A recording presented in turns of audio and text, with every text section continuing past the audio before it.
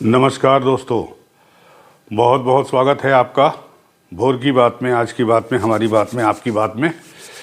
तो अगले आधे घंटे तक हमारी आपकी बातचीत चलती रहेगी। उम्मीद करता हूं कि आप लोग जुड़ चुके हो। 8:05 हो गया है और 5 मिनट विलम्ब से हूं मैं। आज ठंड का मौसम है तो थोड़ा दाएं बाएं हो जाता है। चलिए शुरू करते हैं। तो आज की तो खबर सबको पता ही होगी, कौन सी होगी। संसद पर हमले के बरसी के दिन लोकसभा की सुरक्षा में बड़ी चूक। अब ये विजिटर्स गैलरी से कूद कर आए 2 शख्स, सदन को किया धुआं धुआं। तो सारे अखबारों में आप देख लीजिए, एक अखबार ये है नवभारत टाइम्स, इसकी हेडिंग देख लीजिए, और ये जागरण की हेडिंग है, ये देख लीजिए, संसद हमले की बरसी पर सुरक्षा में सेंध, ये है हेडलाइन। उसके बाद ये एक लोकल अखबार है, संसद की सुरक्षा में सेंध से हड़कंप। उसके बाद ये टाइम्स ऑफ इंडिया है, Parl security breached on first attack anniversary, 2 open smoke canisters in Lok Sabha. ये देखिए टाइम्स ऑफ इंडिया है। अब देखिए अमर उजाला में क्या छपा है, संसद पर आतंकी हमले की बरसी के दिन दर्शक दीर्घा के से लोकसभा में साथी के साथ कूदा लखनऊ का युवक। जो लड़का है लखनऊ का है, एक लड़का उसमें, मतलब जो संसद में था, आलमबाग का, तो सागर नाम है उसका। और आखिरी में देख लीजिए, ये हिंदू अखबार है, smoke canister strike by 2 visitors set off chaos in Lucknow. ये इसने हेडलाइन नहीं डाली, इसने सेकंड लीड डाली है हिंदू ने। इनकी पहली खबर जो है वो है, COP28 calls for transition away from fossils fuel. ये पर्यावरण पर छपी खबर है, पेरिस के हवाले से, एजेंसी फ्रांस प्रेस की खबर है। तो ये खबर जो है कल दिन से दौड़ रही है। दिन का मतलब कि इसकी शुरुआत जो है इसमें छपा हुआ है नवभारत टाइम्स में। आपको बता दें कितने कितने बजे क्या क्या हुआ, कि 1 बजे लोकसभा में तब अफरा तफरी का माहौल हो गया जब दर्शक दीर्घा में बैठे 2 युवक ऊपर से कूद गए। मैं भी यहाँ टीवी देख रहा था, चैनल, तभी मैंने देखा कि अचानक, मेरे ख्याल से सईद अंसारी थे एंकर आज तक चैनल पे, तो सईद भाई ने अचानक जो है वो उनका इंटरव्यू ले रहे थे, लाइव कर रहे थे अजय आलोक के साथ, पटना के जो है प्रवक्ता भारतीय जनता पार्टी के। तो अचानक से एक उन्होंने ब्रेकिंग चलाई कि संसद की सुरक्षा में बड़ी चूक, बड़ी लापरवाही। तो ये 1 बजे इसमें छपा हुआ है, 1 बजे का ही समय होगा। उसके बाद 1:15 पर 2 प्रदर्शनकारियों को संसद के बाहर प्रदर्शन करने के आरोप में हिरासत दिया। यानी 2 आदमी जब कूदे अंदर संसद में, तो उसी समय 10 मिनट के बाद जो है बाहर 2 आदमियों को अरेस्ट किया गया। 1:30 बजे जो है पीठासीन अधिकारी राजेंद्र अग्रवाल ने मीडिया को बताया कि एक व्यक्ति गैलरी से कूदा तो लगा कि शायद वो नीचे गिर गया है, तभी दूसरे व्यक्ति को दर्शक दीर्घा से कूदते हुए देखा गया। इनमें से एक के हाथ में कुछ था जिसमें पीले रंग का धुआं निकल रहा था। अब एक के हाथ में था, और कल जो सांसद की बाइट्स में सुन रहा था टीवी चैनलों पे, उसमें सांसद जी बोल रहे थे कि उसने जूता खोला, फीता खोला, और जूते में उसने छिपाया हुआ था वो स्मोक बम, या जो भी कह लीजिए, कैंस्टर क्या कहते हैं उसको, और उसको जलाया भी होगा। अब या तो लाइटर से जलाया होगा कि माचिस से जलाया, भगवान जाने किससे जलाया, तभी तो धुआं निकला। बिना जलाए कैसे धुआं निकलेगा।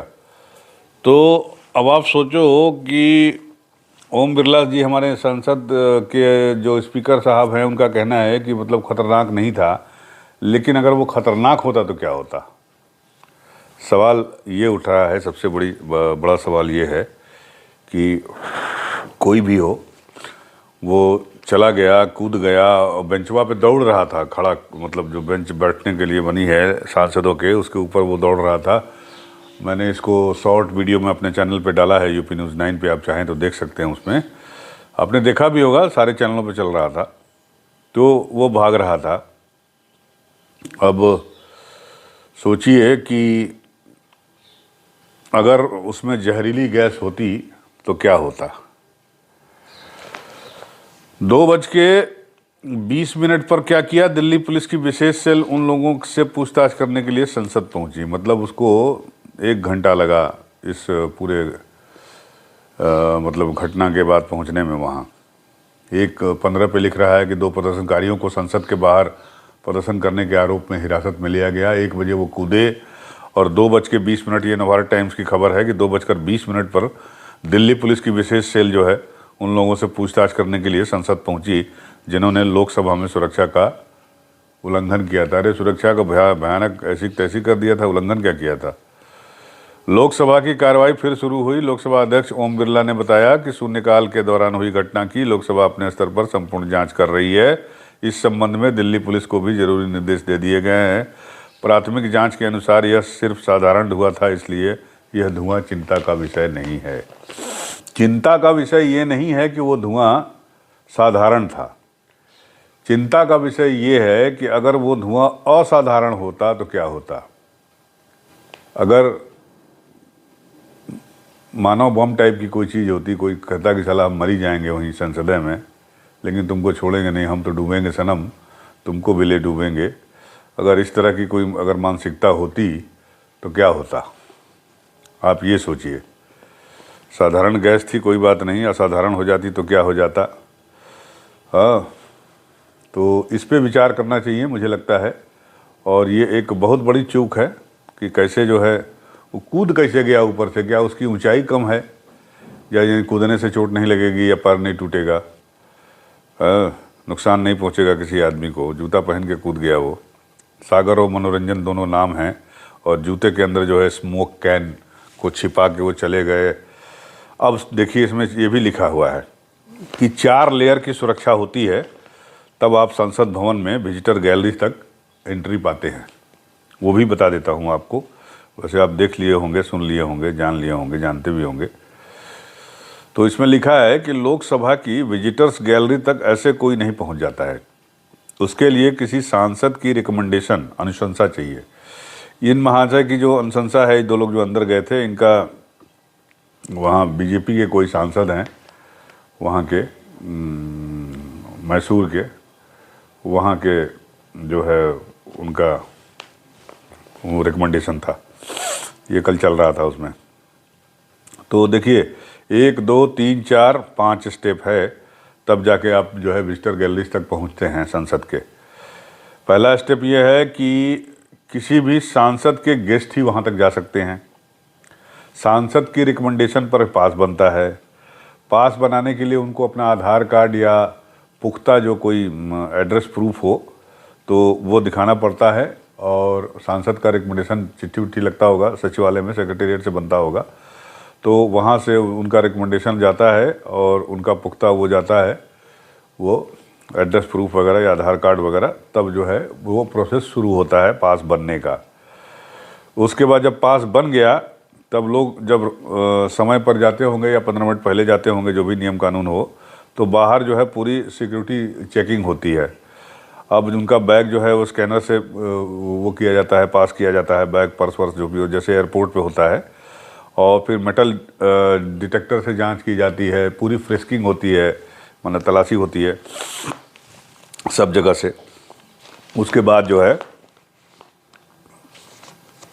अंदर आप कोई फ़ोन वोन नहीं ले जा सकते, कोई गजट नहीं ले जा सकते, इलेक्ट्रॉनिक गजट, तो वहाँ होता है। 3rd स्टेप तब होता है, इसमें लिखा है साफ साफ कि जब आप संसद के अंदर प्रवेश कर जाते हैं तो संसद की जो मुख्य इमारत में एंट्री के वक्त भी सुरक्षा जांच होती है। लोकसभा विजिटर गैलरीज के लिए नई संसद में एंट्री गरुड़ द्वार से होती है। यहाँ भी पूरा बैग स्कैन होता है और यहाँ भी फ्रिस्किंग की जाती है, यानी पूरा चेक किया जाता है। अब गरुड़ द्वार पास कर गए आप। 4था स्टेप देखिए इसमें क्या आता है।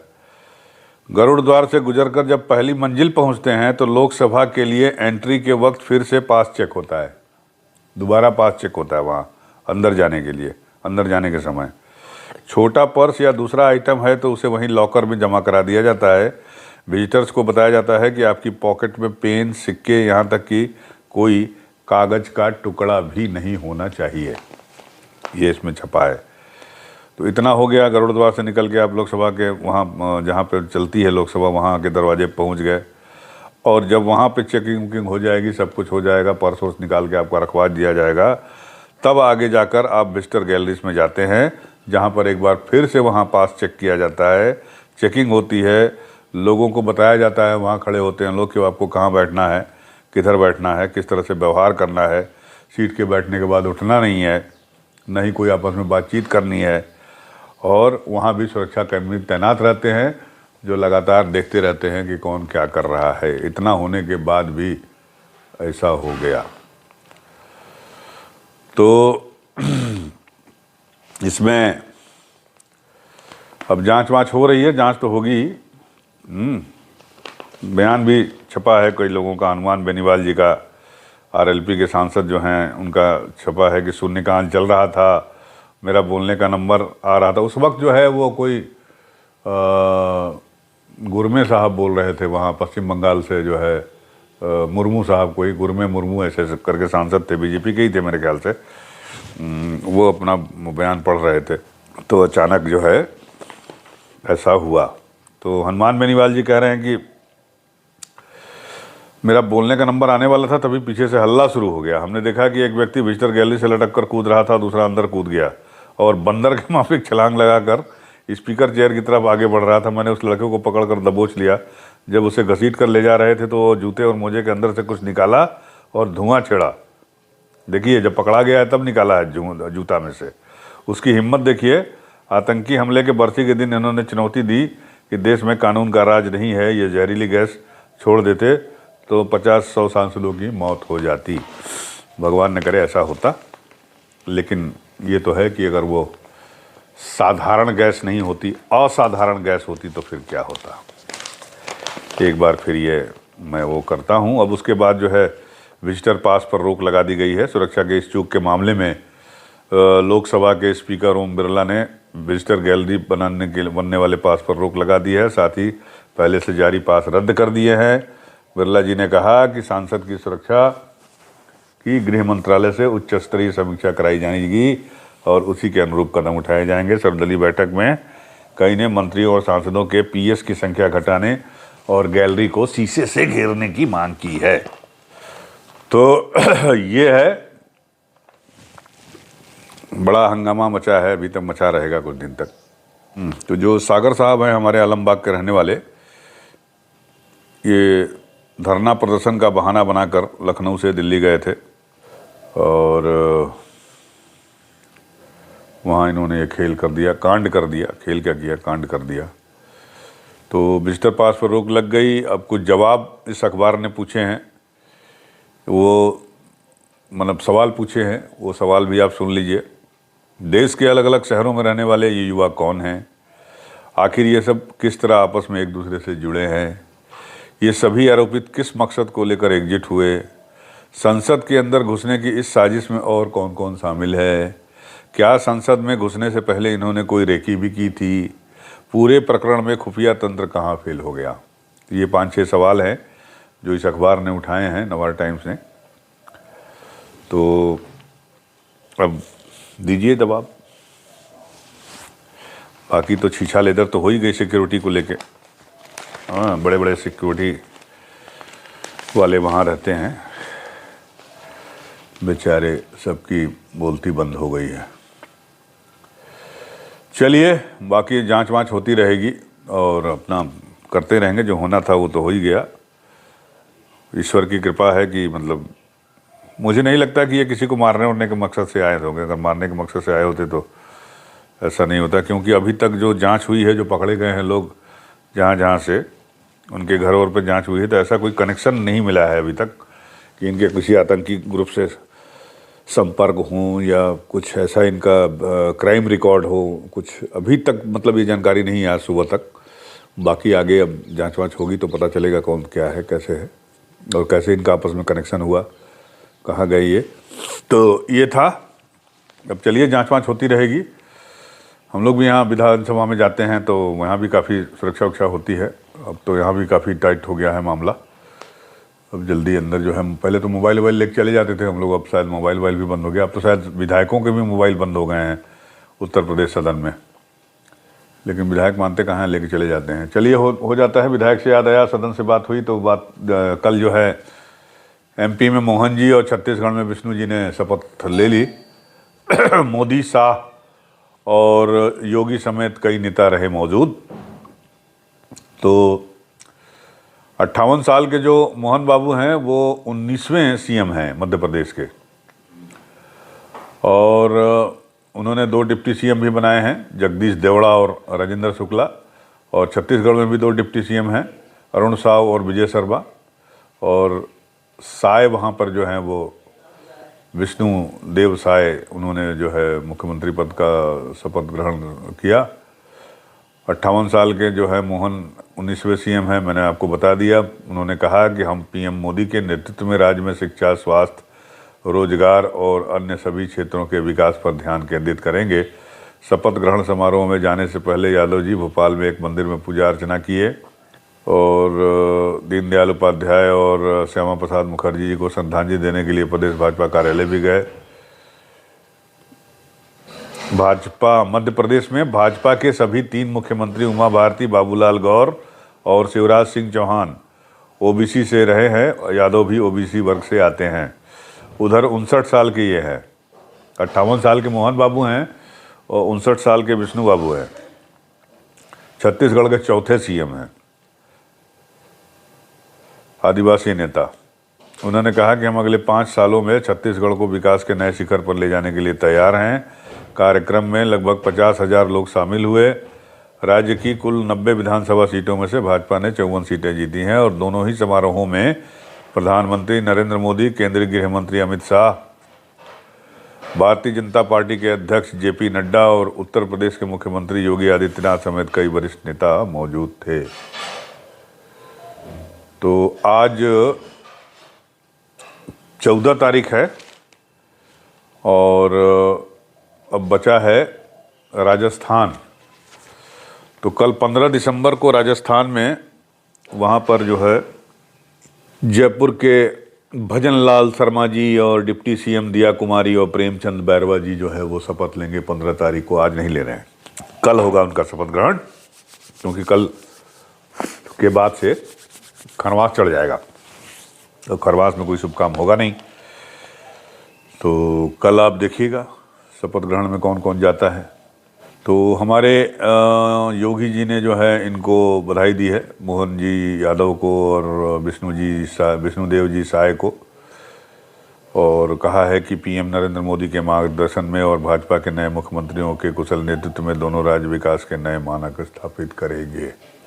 चलिए, बहुत बढ़िया है। और पहला काम जो किया मोहन बाबू ने, तो मोहन बाबू ने ये किया कि भैया वो योगी जी का जो फरमान उत्तर प्रदेश में लागू हुआ था, मतलब लागू हुआ क्या था, लागू करवा दिया है योगी जी ने, वो ये कि मंदिर और मस्जिद दोनों पर जो लाउड स्पीकर बजते हैं, भजन बजता है और अजान होती है, अजान की आवाज़ आती है, उसको इन्होंने भी कहा है, मोहन बाबू ने भी, कि भैया इसको कंट्रोल करिए और अवैध रूप से अगर कहीं कोई बज रहा है तो उसको हटाइए। तो इनका ये पहला ऑर्डर निकला है और पहला ऑर्डर जो निकला है वो योगी जी की तर्ज पे निकला है और इसके लिए उन्होंने अपराध अनुसंधान के एडीजी को, अतिरिक्त एडिशनल डीजी को जो है वो जिम्मेदारी सौंपी है इसकी चेकिंग के लिए।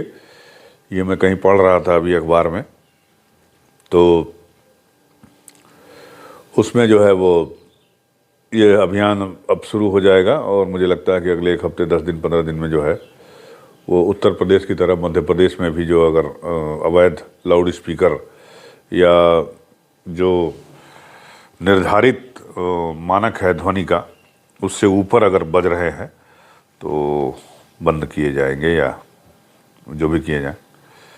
तो एक तरह से मतलब योगी जी की राह पकड़ी है मोहन बाबू ने।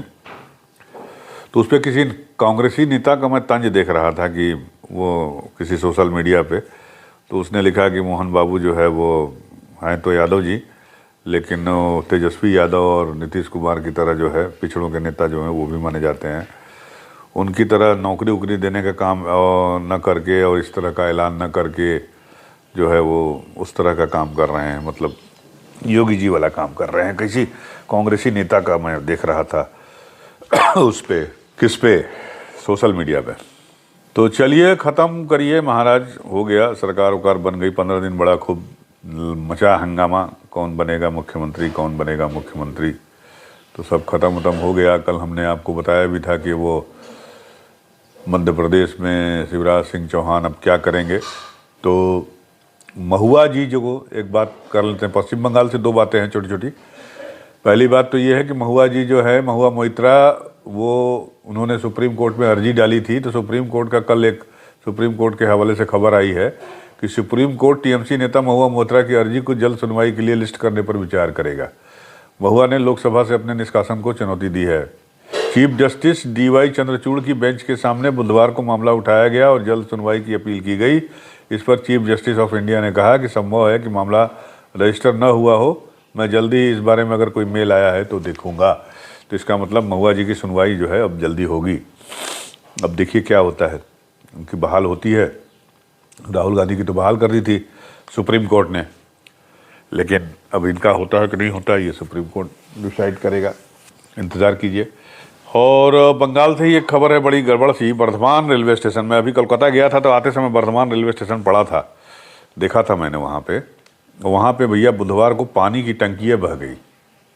अब सोचिए, रेलवे स्टेशन की जो पानी की टंकी होती है वो कुछ नहीं तो कम से कम 5000 लीटर से कम की तो होती नहीं है, और पानी की टंकियाँ बह गई। और वहाँ पे जो प्लेटफार्म पे बैठे थे उसमें से कई तो बह गए होंगे और उसमें से 3 लोग घायल हुए, उनकी मौत हो गई है और कई लोग घायल हो गए हैं। बड़ा अजीब सी खबर है। अब देखिए, इसमें लिखा है कि रेलवे के अफसरों के मुताबिक टंकी की वहन क्षमता, मतलब पानी उसकी जो कैपेसिटी थी पानी स्टोर करने की, वो 15,000 गैलन से भी ज़्यादा थी। 15,000 गैलन, यानी 1 गैलन में 5 लीटर होता है। तो 15 पचे 75,000 लीटर स्टोरेज का वो टैंक था, वो गिर गया। बताइए, बाढ़ आ गई होगी स्टेशन पे। जाने कितने, 3 दिखाया है कि 3 मरे हैं, पता नहीं, हो सकता है और मर गए हों। हादसे के शिकार यात्री प्लेटफॉर्म 2 और 3 पर ट्रेन का इंतज़ार कर रहे थे। सोचिए, बर्धमान स्टेशन, वेस्ट बंगाल, हावड़ा से जो रूट आता है दिल्ली के लिए, उसमें ये पड़ता है। तो ये खबरें थी। आइए ज़रा सा देख लेते हैं हिंदू में कुछ खबर छपी है क्या। इसमें भी कुछ खबर नहीं है। एक खबर इसमें छपी है फ्रंट पेज पे कि India votes in favour of immediate ceasefire in Gaza by Israel. तो यूएन में कल वोटिंग हुई है फेवर उसके सीज फायर के लिए, तो उसमें इंडिया ने फेवर में वोट किया है। बंद भी होना चाहिए, सीज फायर होना चाहिए। India on Tuesday voted in favor of a United Nations General Assembly resolution that called on Israel for an immediate ceasefire, the protection of civilians in accordance with international law and the release of all hostage। बंधकों को रिहा करिए, नहीं रिहा कर पाए, न Israel खोज पाया अभी तक।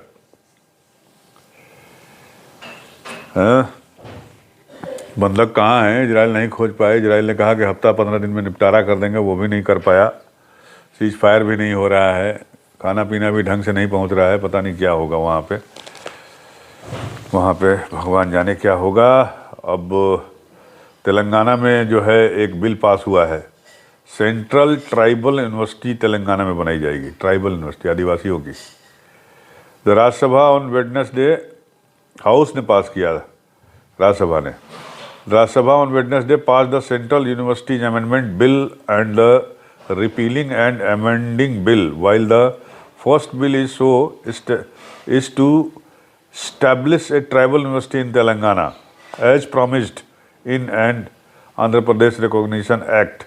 The latter is to repeal 76 redundant and obsolete laws। तो एक ट्राइबल यूनिवर्सिटी में की स्थापना की जाएगी। तो ट्राइबल यूनिवर्सिटी में पढ़ाया क्या जाएगा? जैसे बाकी यूनिवर्सिटी में पढ़ाते वही पढ़ाया जाएगा, या ट्राइबलों का अलग से उनका जो कल्चर है, उनके जो रिचुअल्स हैं, उनकी जो मान्यताएं हैं, उनके जो जीवन शैली है, उनका जो खान पान है, पहनावा है, ओढ़ना है, रहन सहन है, उसके बारे में पढ़ाया जाएगा। देखिए क्या पढ़ाते हैं। तो एक खबर छोटी सी लखनऊ से पढ़ देता हूँ, उसके बाद आप जो है मैं सोचता हूँ कि ख़त्म करूँ आज का। कि लखनऊ की से खबर है, ये आईपीएस से संबंधित है। कश्मीरा सिंह नाम है उनका, काफ़ी जानकार, मतलब प्रख्यात आईपीएस नाम है ये, अब रिटायर्ड है। पूर्व आईपीएस कश्मीर सिंह के कब्जे से खाली कराई गई 200 करोड़ रुपए की जमीन। एलडीए ने पूर्व आईपीएस अधिकारी डॉक्टर कश्मीर सिंह के कब्जे से 200 करोड़ रुपए मूल्य की 35,000 वर्ग मीटर भूमि खाली करा ली। इकाना स्टेडियम के बगल में डॉक्टर कश्मीर सिंह और उनकी पत्नी डॉक्टर अनीता सिंह के नाम से बोर्ड लगाकर कब्जा किया गया था। यहाँ नौसेना का संग्रहालय बनना है। इसका भूमि पूजन मुख्यमंत्री कर चुके हैं। डॉक्टर कश्मीर सिंह का दावा है कि ज़मीन उनकी है और मामला हाई कोर्ट में विचाराधीन है। एलडीए का दावा है कि कश्मीर की ज़मीन गोमती नदी में चली गई है। तो ये मामला है भैया, आईपीएस अफसर लोग जो है 200 करोड़ 250 करोड़ रुपए की ज़मीन पर कब्जा कर रहे हैं। वो ज़मीन मैंने देखी है, काफ़ी इम्पोर्टेंट जगह पे है, वो बिल्कुल नदी के किनारे है और उत्तर लखनऊ में जो पुलिस मुख्यालय है, सिग्नेचर बिल्डिंग, उसके सामने है। तो वहाँ पे जो अनीता सिंह के नाम का बोर्ड लगा था तो उससे बहुत लोगों को भ्रम हो जाता था आईपीएस के नाम से और अनीता सिंह के नाम से, क्योंकि अनीता सिंह भी एक रेनाउंड आईपीएस हैं, माफ़ कीजिएगा आईएएस हैं, और उनके पति जो है आईपीएस हैं, अभी भी पोस्टिंग है, डीजी के पद पर हैं। तो बहुत लोग उनकी बता देते थे कि उनकी ज़मीन है, लेकिन ऐसा नहीं था और ये कश्मीरा सिंह के नाम से ज़मीन थी, जिसे लखनऊ डेवलपमेंट अथॉरिटी के बीसी इंद्रमणि त्रिपाठी जी ने खाली करा लिया है। और इंद्रमणि त्रिपाठी जी काफ़ी अच्छा काम कर रहे हैं इन दिनों। अवैध कंस्ट्रक्शन, अवैध निर्माण, अवैध कब्जे, इन सब के खिलाफ जो है खूब कार्रवाई हो रही है। तो चलिए कार्रवाई जारी रहे, अवैध कब्जे हटते रहे, अवैध निर्माण बंद हो, लखनऊ थोड़ा ठीक ठाक हो, साफ़ सुथरा हो। इसी कामना के साथ मिलते हैं अगले वीडियो में। तब तक के लिए नमस्कार।